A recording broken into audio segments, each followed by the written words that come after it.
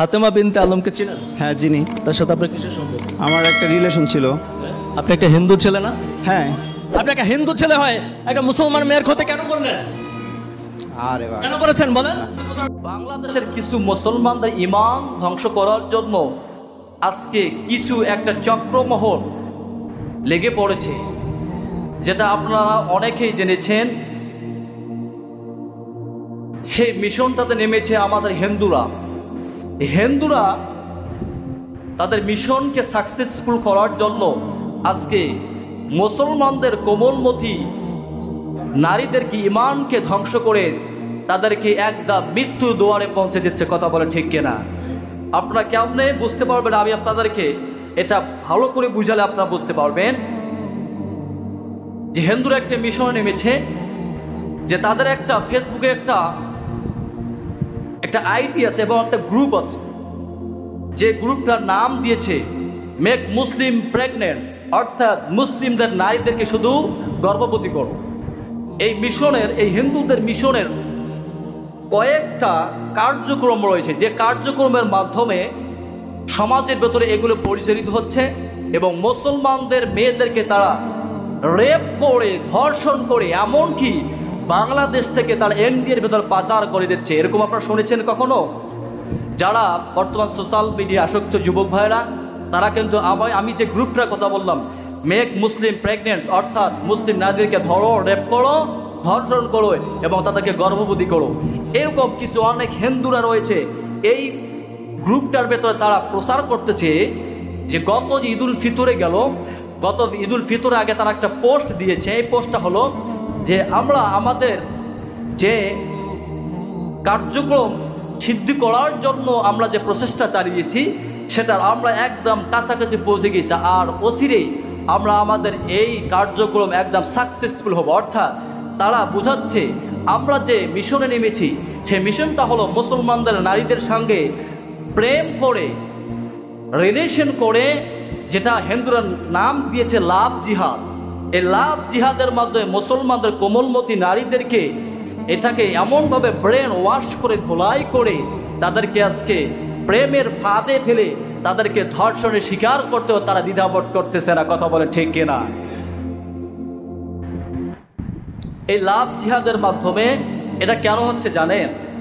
এক নম্বর কারণ আপনাদেরকে বলি, এক নম্বর কারণ হচ্ছে ফ্রি মিক্সিং, যেটাকে একটা পুরুষ, একটা যুবতী, একটা যুবক একসঙ্গে লেখাপড়া করে, যার কারণে আজকে দেখেন এই একটা পুরুষ একটা নারী বেশিরভাগ লেখাপড়া হয়, মাদ্রাসা যে সিস্টেম কারিকুলাম আছে অনেকটা ভিন্ন, কিন্তু জেনারেল লাইনে স্কুল, কলেজ, ভার্সিটি দেখা যাচ্ছে ছেলে পুরুষ অবাধ মেলামেশার মাধ্যমে লেখাপড়া করে। কি আছে না নাই? আপনার কথা বলেন। আছে, দেখা যায়। যার কারণে আজকে যদি আপনি আপনার সন্তানটাকে মাদ্রাসায় লেখাপড়া করাতেন, তাহলে কিন্তু মাদ্রাসায় কি হিন্দুরা লেখাপড়া করে? আপনাকে কষ্ট পাচ্ছে না আমার কথায়? এটা আমি বুঝাচ্ছি। দেখেন আমাদের কি ক্ষতিটা করতেছে হিন্দুরা। দেখেন এখানে স্কুলেতে, কলেজে, যে ভার্সিটিতে বেশিরভাগ হিন্দুরা, মুসলিমরা লেখাপড়া করে। আজকে যদি আপনার সন্তানটাকে যদি আপনি মাদ্রাসায় লেখাপড়া করাতেন, তাহলে কখনো কিন্তু কোনো হিন্দু আপনার মেয়ের সঙ্গে, আপনার বোনের সঙ্গে কখনো এরকম কার্যকলাপে লিপ্ত হতে পারতো না, পারতো না। যার কারণে এক নম্বর আপনারা নিজেরাই ক্ষতি করতেছেন। আপনার মেয়েকে, আপনার বোনকে আপনি কেন স্কুলে পড়াবেন? আজকে স্কুলে পড়ার কারণে হিন্দু ভাইরাও আজকে স্কুলে লেখাপড়া করতেছে, যার কারণে তারা তাদের এই মিশনকে সাকসেসফুল করার জন্য এরকম প্রেমের প্রলোভন দেখিয়ে, যে বলে একটা হিন্দু ছেলে বলে ওই মেয়েটাকে, মুসলিম মেয়েটাকে, যে আমি তোমাকে, আস্তে আস্তে এমন একটা রিলেশনে পৌঁছে যায়, প্রথমে বন্ধু বান্ধবে পরিণত হয়, আস্তে আস্তে বাড়িতে যাতায়াত করে, এক পর্যায়ে ওই ছেলেটা মেয়েটাকে প্রস্তাব দেয়, মেয়েটা ছেলেটাকে প্রস্তাব দেয়। ওই মুহূর্তে তাদের সেন্সে আসে না আমি একজন মুসলিম, আমি হিন্দু ছেলের সঙ্গে কেন রিলেশন করব, এই সেন্সটা থাকে না।